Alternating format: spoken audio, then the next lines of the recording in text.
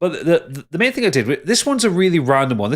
Me and Pip on Friday night, we didn't really know what to watch. We were kind of browsing through Prime, and this popped up, and I'm not sure why. I just pointed out, I says, "Oh, I remember that. That was all right." And she's like, "What's it about?" I told her, and said, "Oh, well, let's have a look." And she ended up enjoying it. Do you remember Oodles back in the early, the early 2010s? Yes, very well. When EA were experimental with things before they became the shite bar that they are today. Yeah, when they were actually trying things. Yeah, and for some reason, Visceral Games were allowed to make animes of their video games when they got released. Yes. So we watched Dante's Inferno, the animated epic. Do you know what, mate? Before you even continue, I like it. It's really fucking good. Yes, it is so good. I remember watching. I got it on DVD with the game. It's so good. Yeah, it's fucking cracking. So, so the concept is, EA and Visceral Games, the people who made the Dead Space games, after Dead Space 2, in between Dead Space and Dead Space 2, they made a game called Dante's Inferno, where they took the kind of the Inferno part of the Divine Comedy, the classic epic poem from the 13th century, Dante Alighieri. Yes, and they made it into a video game very much in the classic God of War style. Yes, they did. Mash circle to open chests. Yes. They very much took liberties with the story. So, the epic poem does not have Dante going through the 9 circles of hell, killing everything. He's more just exploring, and that's more of a political satire of the day. Or shagging tit monsters. So, what the release with the animated epic is a retelling of that game, a 90-minute retelling of it. And this is the thing that Visceral did whenever they did these animated versions of things. So they were all the things they did, because they did one for Dead Space, directed by Mike Disa. Which is good as well. Yeah, he's good. They got loads of different anime directors to do different chunks of it. So there's like 5 different art styles in it. Like the Animatrix. Yeah, like the Animatrix, but just in one film. Yeah. It's a little jarring when if you forget that that's happening. The first time the animation style changes. But it's all really well animated. There's a couple of Japanese directors in there and a few Korean ones. It's really beautifully animated for most of it. Unlike there was one of the Dead Space one had a section where it was awfully animated. It was like really horrible CGI.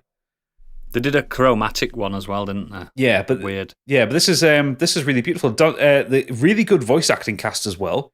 So Dante is played by Graham McTavish, who most people would recognise right now as the Lord Commander in House of the Dragon. Basically, guy with a really lovely fucking beard. Yeah. Mark Hamill plays Dante's father in it. This was before the Mark Hamill Renaissance, but you can hear it immediately. Vanessa Branch plays Beatrice. Peter Jessup plays Virgil. So there's kind of a load of classic kind of voice actors in there. And yeah, it's just a really fucking good time. So it's retelling the game. So Dante comes back from the Crusades, because he's a crusader in this, not an Italian poet.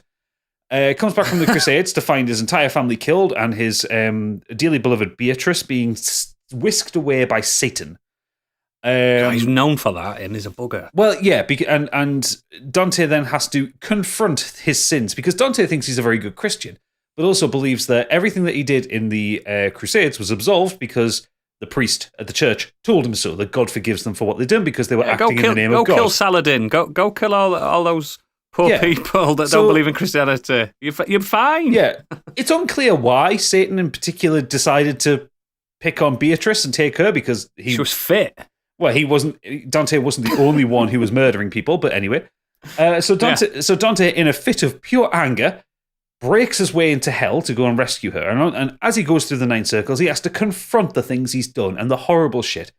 And it's really good. It's a massive send-up of Catholicism, like the whole concept of it. Visually, it's stunning. They do hold, because it's an anime, they do hold back on a few things that the game did. Like, for instance, in the Circle of Hell for Lust, the tower where you fight the boss is a giant dick. That's not shown in this. Which is a shame. No. But there are lots of tits, there are lots of violence, huge amounts of blood, lots of things being chopped in half or torn apart. And yeah, it's really good. It's on Amazon Prime. It's like 88 minutes long. It's not the longest thing you'll ever watch. It's really silly, over the top, incredibly violent. And it does that really silly thing that animes do, where just everything just has to look cool. Like, for instance, in the opening section where the mountain lions are attacking Dante, which is a thing from the poem, He's on horseback, and the horse does a backflip with Dante on the back, so he can like spear at these. You've never seen that wolves. at Grand National? No, I haven't seen the horse parkour before. It's incredible. But yeah, it's actually for what it is. It's pretty good. It's definitely better than the second Dead Space film. Yeah, which I do like how Dante became. I mean, not to get political, but it became a bit of a BNP poster boy because he stitched the St. George's cross onto his chest. Yeah. It's hilarious. I'm like, he's one of us. I'm like, he's not. He's not one of you. He's not. Yeah, he's really not. Is the soundtrack metal based? There is some metal in the soundtrack, yes. In the games, though, it was more orchestral, wasn't it? Yeah, it was. Yeah. But that's the thing as well. There's a lot of iconography that you'll see at very far right rallies because Dante is effectively a Knights Templar, and he's a big muscle bound guy with a cross stitched across his chest, which is supposed to be a tapestry of his sins. That's how the game presents it. The film doesn't really do that much to explain why he has this cross sewn into his skin. It's penance, isn't it? It's his penance. It does. He's doing it for penance. It does look cool, but yeah, it got a little bit BMP. But yeah, it's. I mean, it's a thing of its time. It's 12 years old. But it's worth watching if you get bored for an hour and a half. The game's worth playing as well. The game's good, and you can still play it on Series X and Series S. It's on. It's if you got Game Pass, it's on that EA Play thing. Yeah, it's a refreshingly good game, actually, even for its time. Yeah, well, I mean, what more do you want? You've got a giant scythe made of the bones of something, and you're just stabbing nerds in the head with it. What more do you want? Isn't the scythe like the bone of Karen the boatman or something like that? It is, yeah. It's a spine. It's a spine. Karen the boatman, who is a literal boat. Yeah, he's a boat. He's the original Booty McBootface. He is. He's a boat with a face. That's literally what I was thinking of when you talked before.